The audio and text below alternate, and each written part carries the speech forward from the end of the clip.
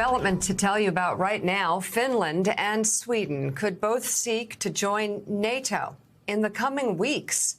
They say Europe's security landscape has completely changed in the aftermath of Russia's onslaught in Ukraine. By the way, this is a remarkable development. Neither country has ever wanted to get into NATO. Finland, of course, fought a war with Russia, and in fact, we've used the term the Finlandization of other countries when you talk about the neutralizing of another country, because Finland obviously had to coexist with the Soviet Union without provoking them.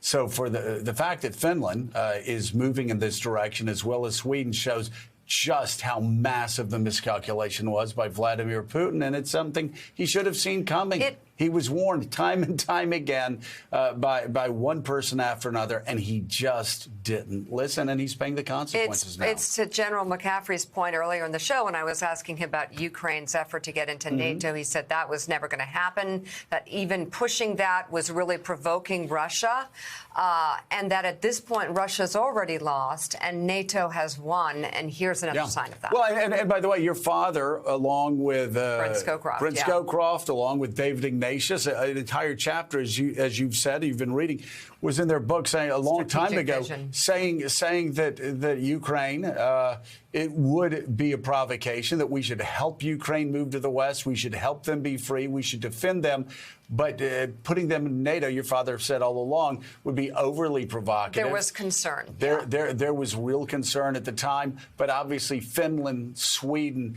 moving in that direction, very positive. And now we just need to figure out, as this war drones on and hopefully moves towards a conclusion at some point, what security guarantees we can give Ukraine, because they are going to be looking west. They are going to become more European. And a member of the EU. And they are going to become a member of the EU. And so the question is, what does that security agreement look like? Maybe it's not NATO in name, but it's not name only. In every other way, I suspect the United States and NATO is going to do everything they can to guarantee their security for decades to come. Meanwhile, President Zelensky is off. Hey, thanks so much for watching our YouTube channel. You can follow up on today's top stories and breaking news, or catch up on your favorite MSNBC shows all in one place. Download the NBC News app today.